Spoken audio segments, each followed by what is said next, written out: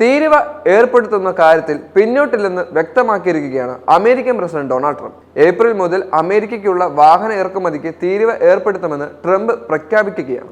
2 മാസത്തിന് ശേഷം ഏർപ്പെടുത്തേണ്ട തീരുവയുമായി ബന്ധപ്പെട്ട് ഇപ്പോൾ തന്നെ അമേരിക്കൻ ഭരണകൂടം തീരുമാനമെടുത്തിട്ടുമുണ്ട്. എല്ലാത്തരം വാഹനങ്ങൾക്കും ഇറക്കുമതി തീരുവ ഏർപ്പെടുത്തുമോ എന്നുള്ള കാര്യത്തിൽ ഇതുവരെയും വ്യക്തമായിട്ടില്ല. ഏപ്രിൽ 2-നായിരിക്കും ഇത് സംബന്ധിച്ച പ്രഖ്യാപനം നടത്തുകയെന്ന് മാത്രമാണ് അമേരിക്കൻ പ്രസിഡന്റ് ട്രംപ് ഇപ്പോൾ വ്യക്തമാക്കിയിരിക്കുന്നത്. അമേരിക്കയിൽ വിൽക്കുന്ന ആകെ കാറുകളുടെ 50% ആഭ്യന്തരമായി നിർമ്മിച്ചവയാണ്.